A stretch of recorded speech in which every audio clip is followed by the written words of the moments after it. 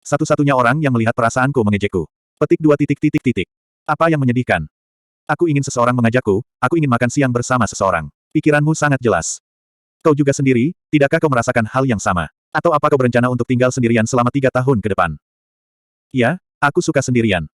Dia menjawab dengan cepat, tanpa ragu sedikitpun. Sepertinya dia benar-benar merasa seperti itu. Daripada mengkhawatirkanku, khawatirkanlah dirimu sendiri. Baiklah. Lagi pula, bukan aku yang dengan bangga mengatakan bahwa aku tidak bisa berteman. Sejujurnya, sepertinya masa depan akan menyusahkan karena aku tidak bisa mendapatkan teman. Bagaimanapun, sendirian juga mencolok. Jika aku menjadi sasaran intimidasi, tentu aku akan menjadi mencolok. Tidak lama setelah bel berbunyi, separuh kelas menjadi kosong. Orang-orang yang ditinggalkan entah itu ingin pergi tapi sendirian sepertiku, tertidur dan tidak memperhatikan, atau suka dengan kesendirian seperti Horikita. Aku sedang berpikir untuk pergi makan, apakah ada yang mau ikut denganku? Hirata berkata sambil berdiri. Dengan pemikiran seperti itu, dia terlihat seperti Ryaju sejati. Aku telah menunggu juru selamatku datang. Ini adalah kesempatan sempurna bagiku. Hirata, aku datang sekarang. Mengeraskan sarafku, perlahan aku mengangkat tanganku. Aku juga akan pergi. Aku juga. Ketika aku melihat Hirata dikelilingi oleh anak perempuan, aku meletakkan tanganku kembali ke bawah.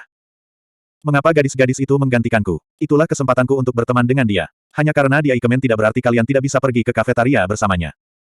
Sangat menyedihkan. Tawa mengejek lain dan tatapan menghina datang dari Horikita. Jangan coba tebak apa yang sedang dipikiran orang lain. Ada lagi. Merasa sedikit kesepian karena tidak adanya anak laki-laki lain, Hirata melihat ke sekeliling ruangan. Saat dia melihatku, mata kami bertemu. Itu, di sini. Hirata memperhatikanku. Seorang pria yang ingin kau mengundangnya ada di sini.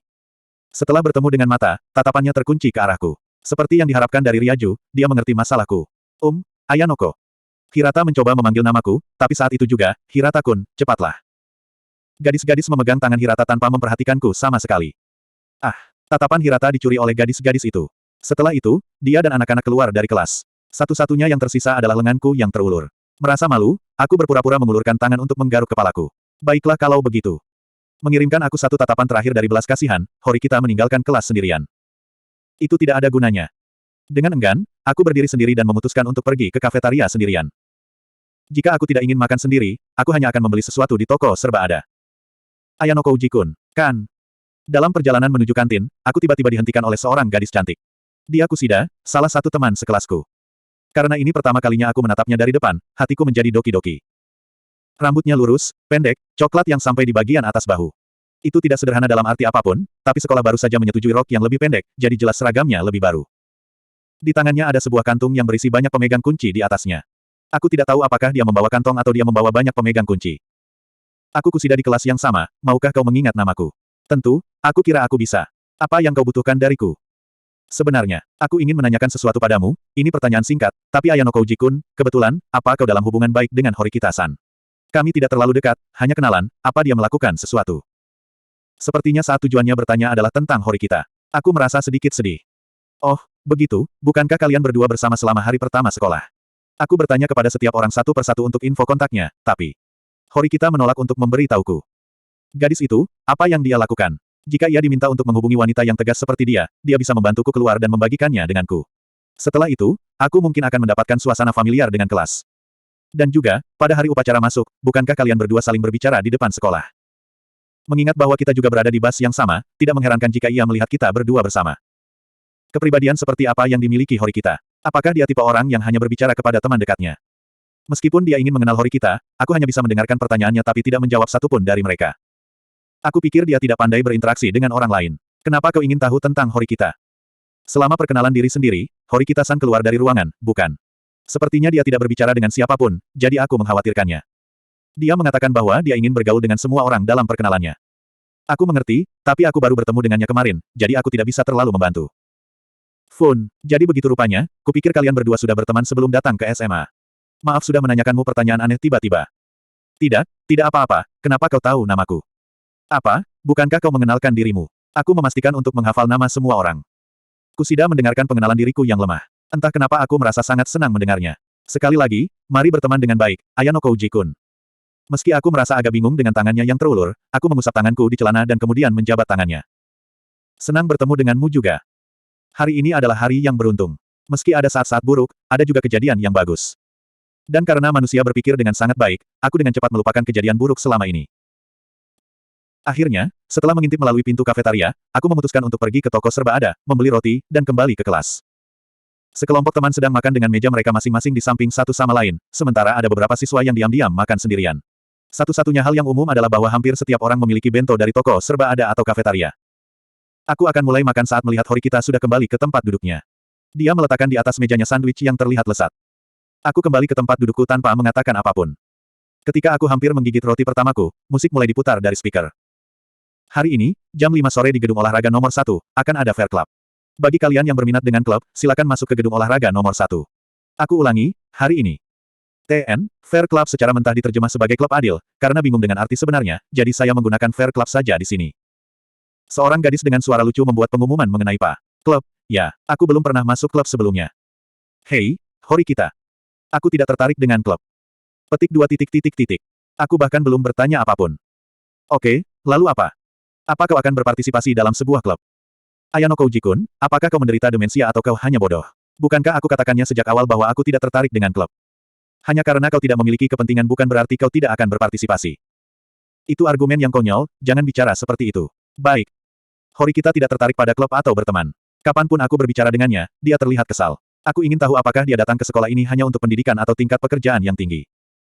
Tidak mengherankan jika itu satu-satunya alasannya, tapi rasanya tidak wajar. Kau benar-benar tidak punya teman, aku mengerti.